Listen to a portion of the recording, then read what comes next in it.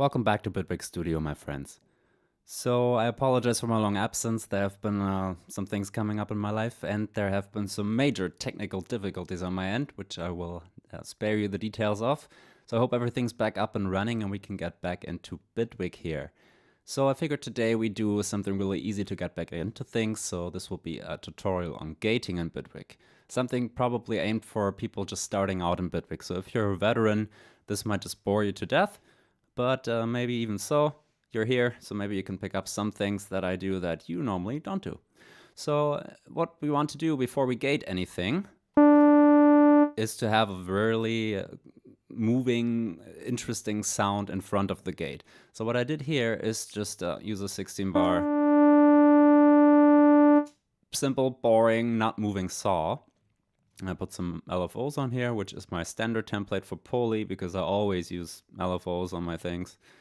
And what you want to do is just to put it on things just so the sound moves a bit. So we would go slower here.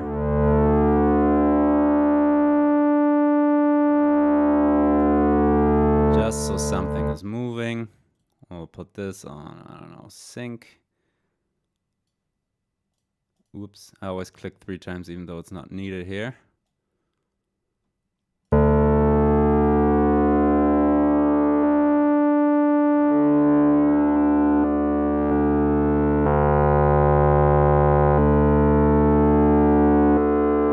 It doesn't really matter. All you want to do is to just create a sound that's fairly audacious and that is not static.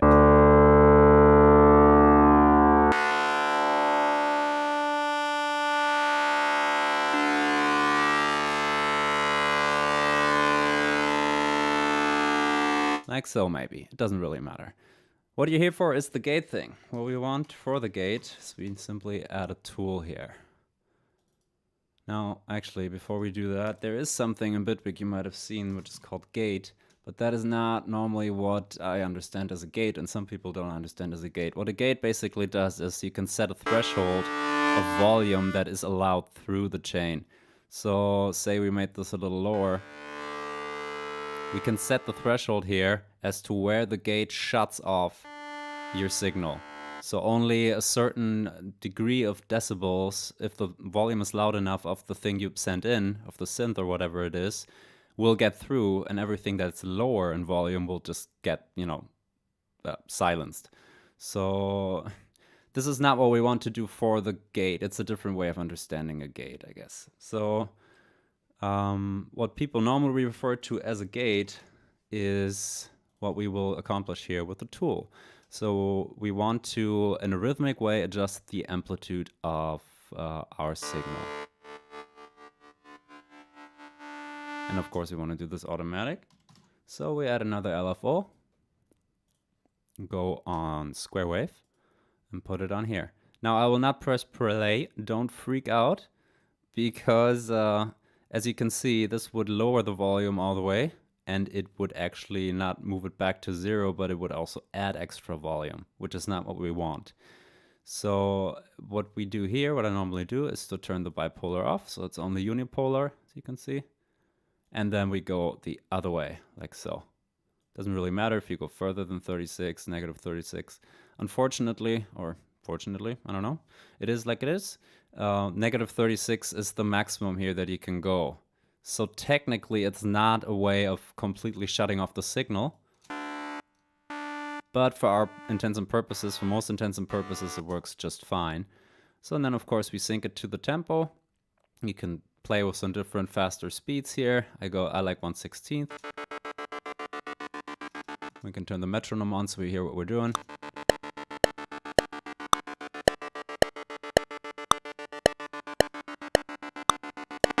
Turn this back up, sorry.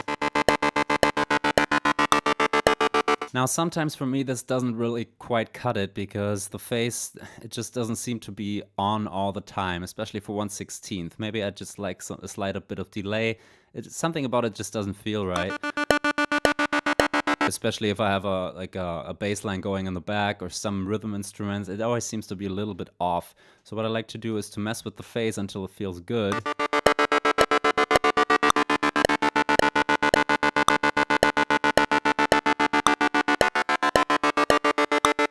And I keep arriving time and again around this value. Something 97.5 up to 99.5 is generally something that works really well for the 116.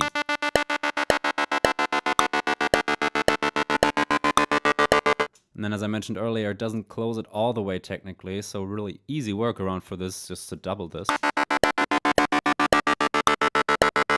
And it would really boil that down to inaudible.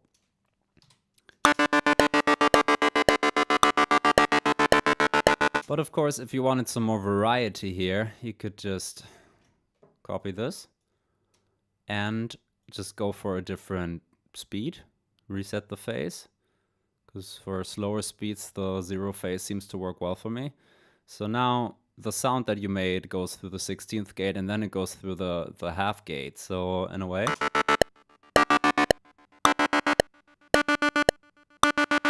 you know, it's not on all the time. And then of course you could make this overcomplicated, or more complicated with different tempi here. Which is awesome if you have a straight rhythm going. Should have probably prepared some kind of bass line backing or something. But if you have a really straight rhythm and your rhythm or the instruments that lay on top of it kind of go in different tempos, not in different tempos, but in different, missing the English word here, different punctuations of your tempo. Well, you correct me in the in the comments below so I can learn something.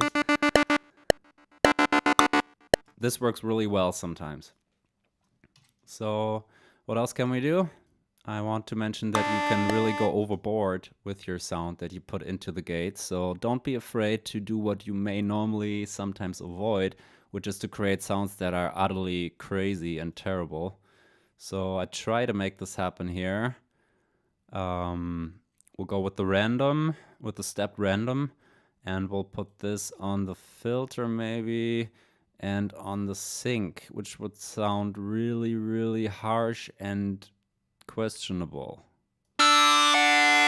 Especially if we turn, especially if we turn this up to higher speed.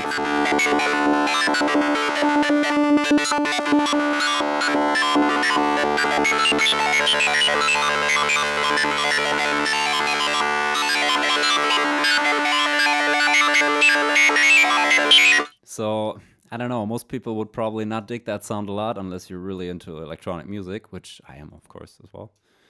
But sometimes, even the craziest sounds that sound weird by themselves can sound fairly good on a gate. Especially if we put some processing behind it. So if you would send this to a reverb or a delay or something, and don't overdo that, then you might actually end up with something where people are like, wow, man, how did you make that sound? That's like, how did you put all those notes in and all this modulation? Well, no, I just have this crazy moving sound and I just put a gate behind it and it just sounds super awesome. Well, for the sake of things, I could just put a delay behind it and get the show factor going. It's probably not gonna sound so awesome. We'll see how this works.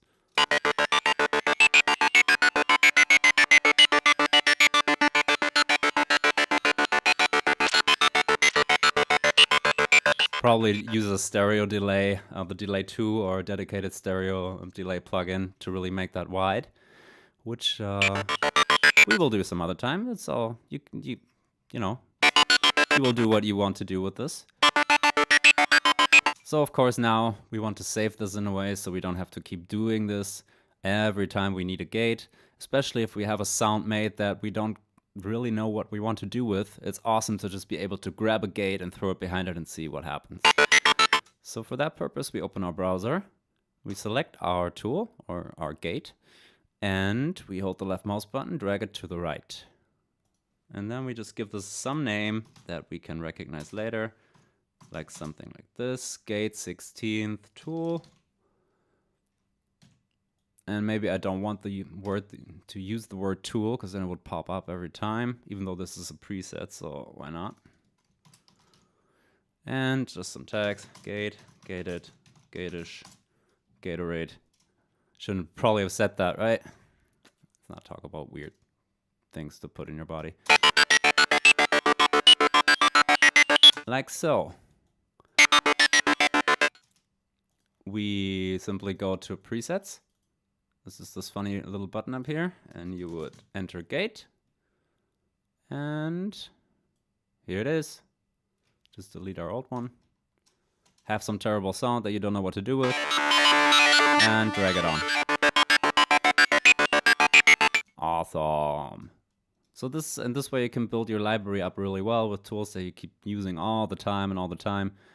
And of course you could further prepare this by putting macros in here and putting the macros to, say, your amount.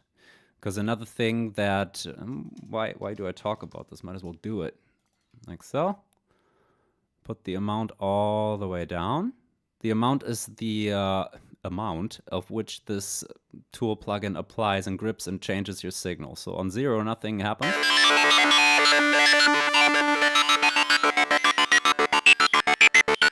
And if we turn this up, of course, you can hear the gate coming in. So then we would go all the way down with this. Select our macro, put it on the amount, put it all the way up. Give this a name so we know what we're doing later, which is just amount maybe, or depth, whatever works for you.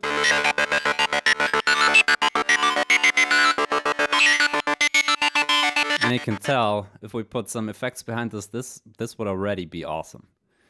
So then we're like, oh, this is our new preset now. What do we do? Well, we just drag this over here. Just say okay, and it asks us, do you want to replace it? Yes. And there it is. So we can just drag our thing back in here every time we need it. Which really saves you a lot of time, because in the beginning years I just started building things again and again and again, and been putting off building that library for so long, which I still do sometimes. So what else can I say? This is pretty much it for the gate section here, but there is some other way.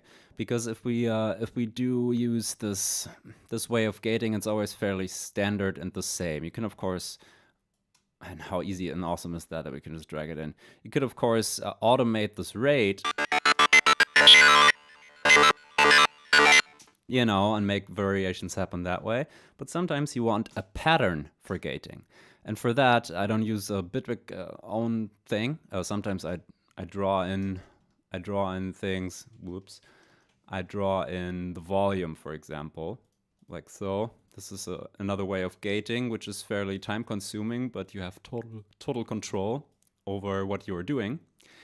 But if we don't want to do that, we can simply use a plugin that I really like, and it's called Transgate. And sometimes it just doesn't show up. This is the several try of recording this, so something has to, of course, always go wrong. I wonder why it doesn't show. Meh. I hate the show effect. Normally it doesn't really happen like that. There it is. Not sure what that was about. So back to that, T-Force Transgate is something that I really recommend. It's free and it's online. I've downloaded it off the internet, off their site, like years ago. And here it is. It's just a really simple one where you can, a dedicated VST plugin for gating, where you can just select your steps.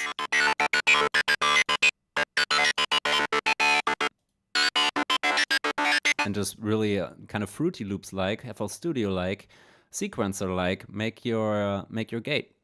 And of course there are also filters in here, and there's even delays and reverb, so you would be surprised at the magnitude of delivery that this thing has. So if you just browse through a few presets here,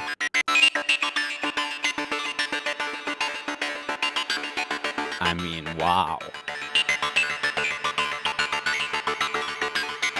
There's just some ping pong delay on here and a filter and reverb and stuff, but wow, I mean, how far away from our blunt, crazy, weird sound is that?